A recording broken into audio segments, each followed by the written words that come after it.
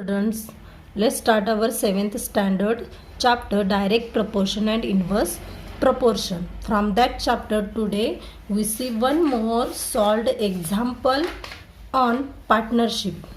Okay, from your textbook, one more solved example from on partnership from your textbook. So let's see what is the example. Sarita Ben, Ayesha and Meenakshi started a business by investing 2,400, 5,200 and 3,400 rupees. They made a profit of 50%. How should they share it? If they reinvest all their profit by adding it to the capital, what will each one's share be in the following year? Okay, so first understand what is the question or what is the example. Sarita Ben, Ayesha and Meenakshi हे 3 partners आहेत. Okay, ह्या बिझनेसमध्ये they started a business. Okay, by investing how many rupees invest केले म्हणजे त्यांनी भांडवल गुंतवलं. Okay, एका बिझनेसमध्ये ह्या तिघी कोण आहेत? पार्टनर्स आहेत. तर त्यांनी एक बिझनेस स्टार्ट केलं आहे आणि ते बिझनेस स्टार्ट करताना त्यांनी जे कॅपिटल त्या बिझनेसमध्ये लावलेलं आहे किंवा जी गुंतवणूक केलेली आहे ते how many rupees 2,400, 5,200 and 3,400 rupees respectively. Okay, it means सरिताबेननी 2,400 रुपीज गुंतवलेत, आयेशानी 5,200 रुपीज अँड मीनाक्षीनं 3,400 रुपीज गुंतवलेले आहेत. त्यानंतर बघा, they made a profit of 50%. तर त्यांना या बिझनेसमधून किती प्रॉफिट झालेला आहे? 50% प्रॉफिट झालेला आहे. ठीक आहे. Then question is how should they share it. मग जो प्रॉफिट झालेला आहे 50% ते कसं शेअर करतील, म्हणजे त्यांना ते कसं वाटून घेणार तो प्रॉफिट झालेला, जे पैसे मिळालेत बिझनेसमधून ते कसं वाटून घेणार हे आपल्याला फाइंड आउट करायचं आहे. If they reinvest all their profit by adding it to the capital, what will each one's share be in the following year? तर समजा त्यांनी जर जा आलेला प्रॉफिट आहे तो परत त्यांनी ॲज अ कॅपिटल म्हणून गुंतवला, परत ते पैसे त्यांच्या कॅपिटलमध्ये ॲड केले आणि ते गुंतवले पैसे बिझनेसमध्ये. तर आपल्याला काय फाइंड आउट करायचं आहे? What will each one's share be in the following year. तर त्यांना परत त्या वर्षी किती शेअर मिळेल हे आपल्याला फाइंड आउट करायचं आहे. ओके, म्हणजे प्रॉफिटचा शेअर फाइंड आउट करायचं नाही तर कॅपिटलचा, म्हणजे त्यांनी जर कॅपिटल अजून वाढवलं तर त्यांचं किती शेअर होईल हे फाइंड आउट करायचं आहे. So total let's see what is the solution. Total capital किती आहे ते आधी फाइंड आउट करूयात. ओके, 3 पार्टनर्सचं मिळून जे टोटल कॅपिटल होतं ते किती होतं? 11,000 रुपीज. ओके, त्या तिघींच्या कॅपिटलची ॲडिशन केली तर 11,000 rupees. And profit is given 50%. Okay, आता प्रॉफिट पर्सेंटेजमध्ये दिलेलं आहे, ॲक्च्युली व्हॅल्यू दिलेलं आहे का किंवा ॲक्च्युली आकडा दिलेला आहे का प्रॉफिटचा नाही, तर ती पर्सेंटेजमध्ये दिलेलं आहे. तर त्याचं आपल्याला अगोदर कन्व्हर्जन करायला पाहिजे. ओके, म्हणजे त्या पर्सेंटेजवरून आपल्याला ॲक्च्युली प्रॉफिट काय आहे ते फाइंड आउट करायला पाहिजे. So how we can find out the percentage? Total profit is equal to 50% म्हणजे किती, कुठल्या संख्येच्या 50% आहे? इन्व्हेस्ट केलेल्या संख्येच्या. ओके, कॅपिटलच्या 50% त्यांना फायदा झालेला आहे, म्हणजे 11,000 रुपीजच्या 50%. So total profit is equal to 11,000 into 50 upon 100. Okay, 50% म्हणजे 50 अपॉन 100, त्याला आपण टोटल रुपीजनं मल्टिप्लाय केले. त्यानंतर हे जर सॉल्व केलं आपण we get a amount 5,500. okay, it means profit will be shared in the same proportion as the investment. Okay, एवढं प्रॉफिट झालेलं आहे त्यांना. तर आता प्रॉफिट जे शेअर करायचं आहे ते कसं शेअर करणार? जसं त्यांनी कॅपिटल इन्व्हेस्ट केलं आहे, ज्या प्रमाणात त्यांनी पैसे गुंतवले त्या प्रमाणातच त्यांना प्रॉफिट मिळणार, त्या प्रमाणातच त्यांना फायदा होणार, होय की नाही. आता सरिताबाईंनी जर सगळ्यात कमी पैसे गुंतवले असतील तर मिळालेल्या प्रॉफिटमधले पैसे त्यांना सगळ्यात कमी मिळणार आयेशाला सगळ्यात जास्त मिळणार, बिकॉज आयेशाने सगळ्यात जास्त पैसे भरलेले आहेत अगोदर ऑलरेडी.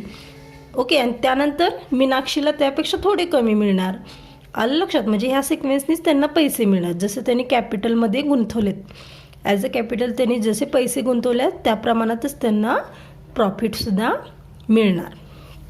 तर आता आपल्याला इथं प्रपोर्शन दिलेलं आहे का? ॲक्च्युली प्रपोर्शन दिलेलं आहे का? इन्व्हेस्टमेंटचं प्रपोर्शन दिलेलं नाही आहे. तर आपण त्यांनी जे कॅपिटल, ॲक्च्युली कॅपिटलचा आकडा दिलेला आहे, तर त्या कॅपिटलच्या किमतीवरून आपण प्रपोर्शन फाइंड आउट करायला पाहिजे.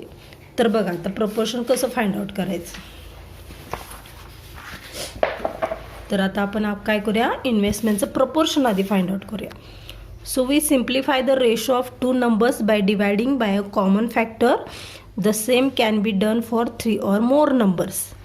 ओके, आता प्रपोर्शन ऑफ शेअर्स काय बघा, 2400 is to 5200 is to 3400. Okay, हे असं तिघींच्या कॅपिटलचं प्रपोर्शन आहे. तर ह्याला आपण सिम्प्लिफाय करायचं. सिम्प्लिफाय करायचं म्हणजे काय, त्याचं जे कॉमन फॅक्टर असतो त्यानं डिवाइड करायचं किंवा मल्टिप्लाय करायचं. सिम्प्लिफाय करायचं म्हणजे आता हे नंबर्स मोठे आहेत, म्हणजे ह्याला जर सिम्पल करायचं असेल, स्मॉल करायचं असेल तर आपल्याला डिवाइड करायला पाहिजे. So we get 24:52:34 dividing by 100. जर आपण 100ने डिवाइड केलं तर आपण हा रेशो आपल्याला मिळतो. तर ह्याला अजून सिम्प्लिफाय करायचं असेल तर डिवायडिंग बाय 2. तर 2ने डिवाइड केलं तर आपल्याला 12:26:17 मिळेल. म्हणजे 24ला जर 2ने डिवाइड केलं 12 मिळेल. 52ला जर 2ने डिवाइड केलं 26 मिळेल. आणि 34ला जर 2ने डिवाइड केलं 70 मिळेल. म्हणजे हे सिम्पल फॉर्म झाला रेशोचा.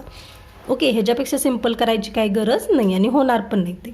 देन अज्युम दॅट, आता आपल्याला रेशोवरून ॲक्च्युली त्यांचा प्रॉफिटचा शेअर आपण फाइंड आउट करू शकतो. पण त्यासाठी आपल्याला काय केलं पाहिजे, एक व्हॅरिएबल घेतला पाहिजे. ओके, व्हॅरिएबल घेऊन आपल्याला इक्वेशन तयार करावं लागेल आणि त्यावरून आपल्याला प्रॉफिटचा शेअर फाइंड आउट करता येईल. So assume that Saritaben's profit will be 12p, Ayesha's profit will be 26p and Meenakshi's profit will be 70p.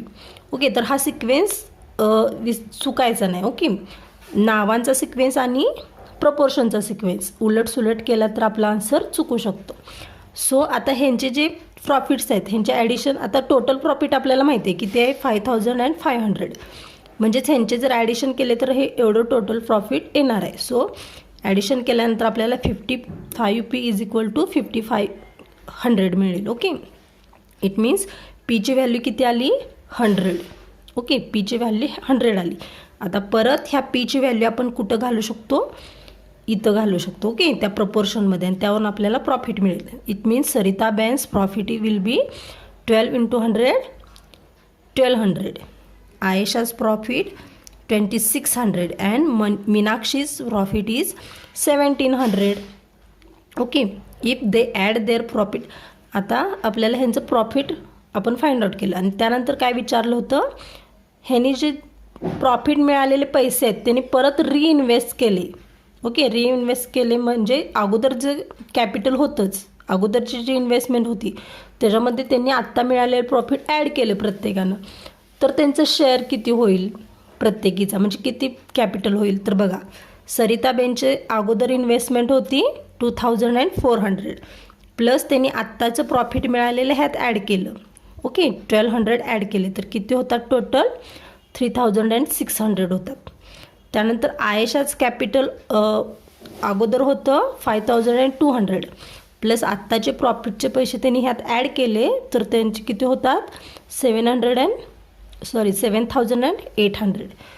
Similarly मीनाक्षीचं investment होतं 3400, त्यात त्यांनी एवढे ॲड केले 1700 ॲड केले तर टोटल त्यांचं कॅपिटल होतं 5100. आलं लक्षात. म्हणजे हे कसं सॉल्व केलं ते लक्षात आलं का. अगोदर आपल्याला काय पर्सेंटेजवरून आपल्याला टोटल प्रॉफिट फाइंड आउट करावं लागेल. त्यानंतर आपल्याला रेशो फाइंड आउट करून त्याचं सिम्प्लिफिकेशन करावं लागेल आणि त्या रेशोवरून आपल्याला प्रत्येकाचं काय प्रॉफिटचा शेअर फाइंड आउट करता येऊ शकतो. ओके, व्हॅरिएबलच्या मदतीने व्हॅरिएबल घेऊन आपण इक्वेशन तयार करू शकतो आणि इक्वेशनवरून आपण ते प्रत्येकाच्या प्रॉफिटचा शेअर फाइंड आउट करू शकतो. आलं लक्षात.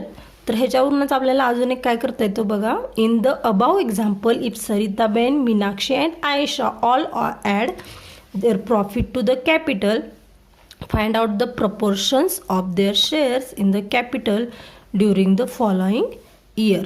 तर आपल्याला काय फाइंड आउट, ह्याच्यावरूनच आपल्याला ह्याच एक्झाम्पलमध्ये काय फाइंड आउट करू शकतो आपण, फाइंड आउट द प्रपोर्शन. आता हे जे त्यांचं टोटल कॅपिटल झालेलं आहे हे ॲड केल्यानंतर पैसे, ओके, तर ह्या कॅपिटलचं तुम्ही प्रपोर्शन फाइंड आउट करू शकता. ओके, या पद्धतीनं.